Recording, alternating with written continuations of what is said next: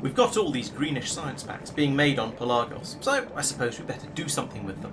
Welcome to Laurence Plays Factorio Planetary Pioneers, where we'll be seeing if we can build a big enough pile of coconuts to get to orbit.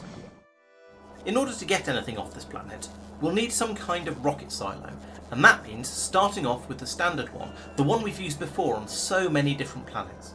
These take a lot of resources of quite a specialised variety, but we're finally in a position to make them all. First up is the steel. That's pretty straightforward. We have a local recipe that turns iron and activated carbon into steel. Lovely. Then there's the blue circuits. We saw that Tristan had started making those a little while back, and they've been being put into a red chest so the bots can steal them away too. Pipes are easy enough. We've been importing and making those pretty much since we landed on this planet, and the concrete mix is flowing through nicely from the system to the north. That just leaves the electric motors for Mark to put together. We've been making engines for ages, so that's fine.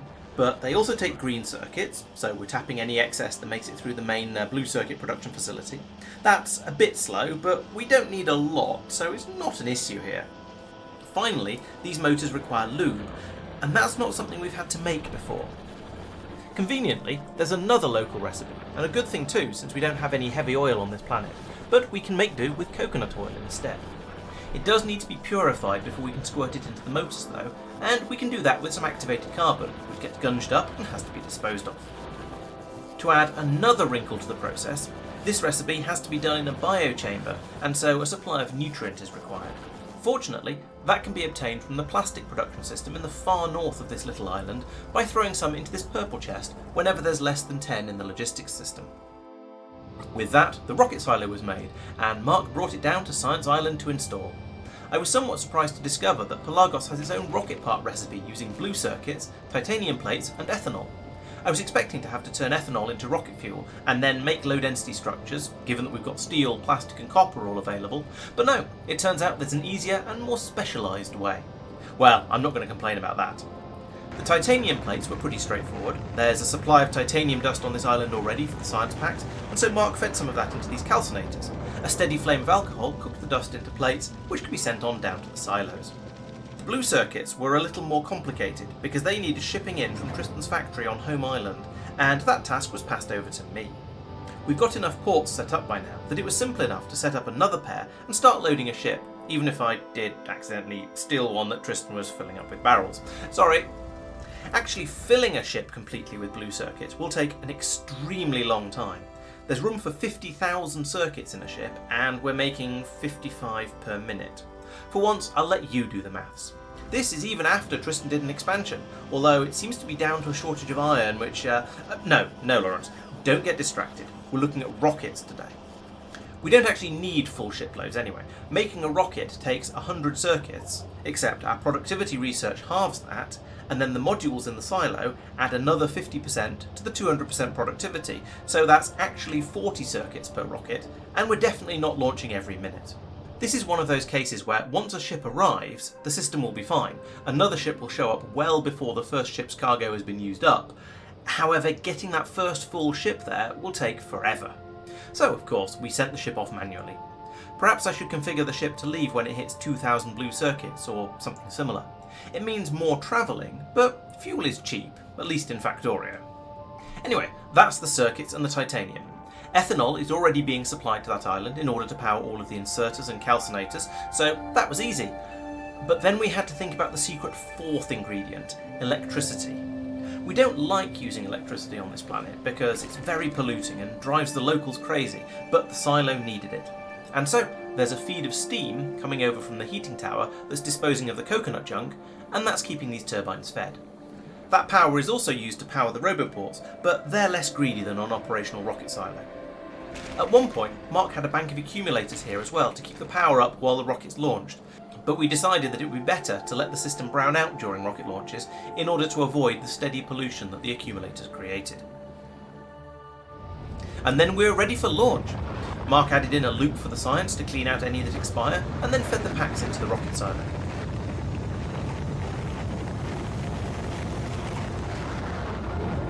His currently unassigned behemoth of a spaceship, the Sir Patrick Stewart, was pressed into service to request the packs and transport them over to Norvis as quickly as reasonably possible, because the decomposition science packs decompose.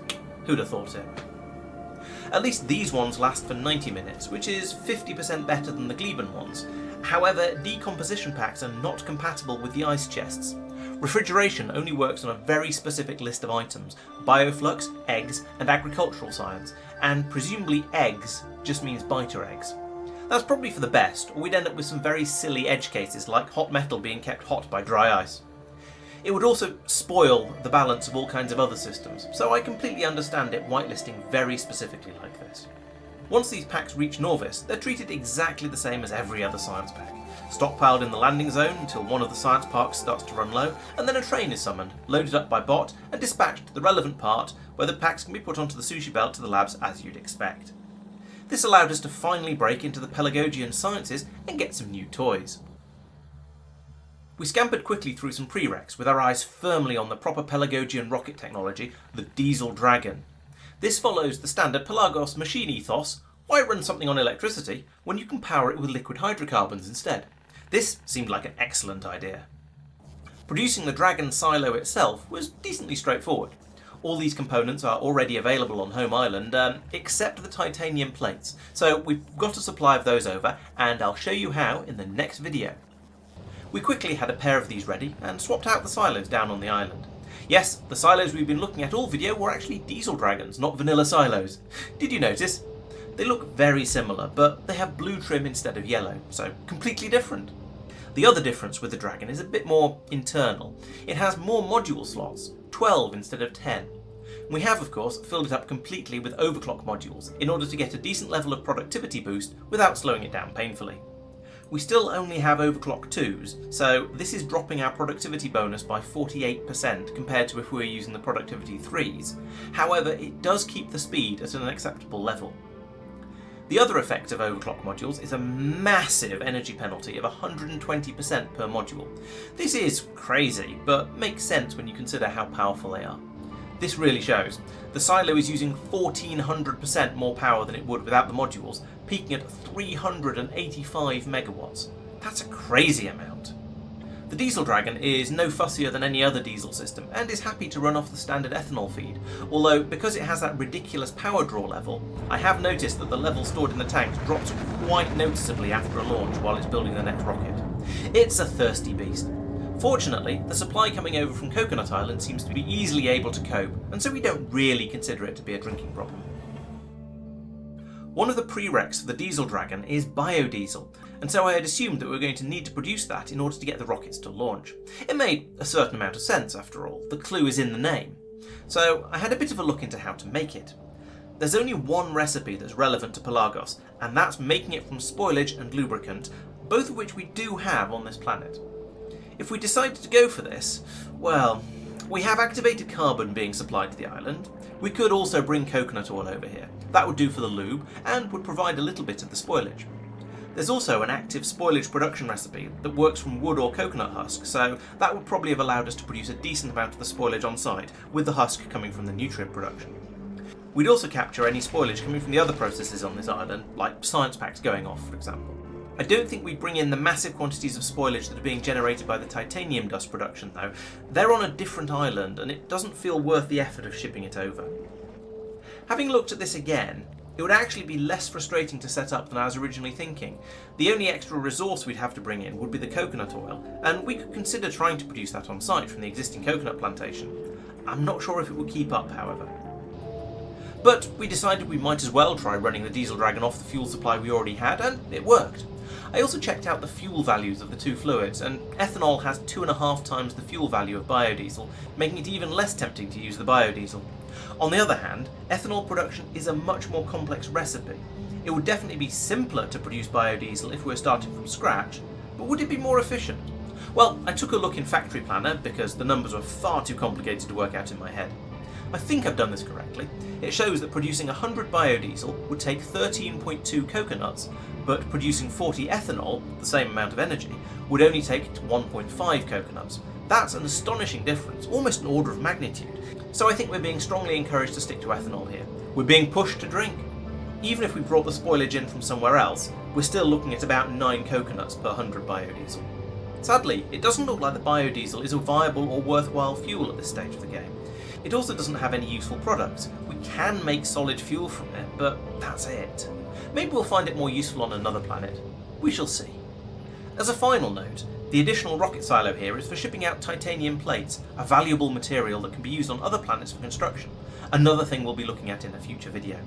Unfortunately, it has to be loaded by bot at the moment because you can't use inserters to load a rocket part component into the silo.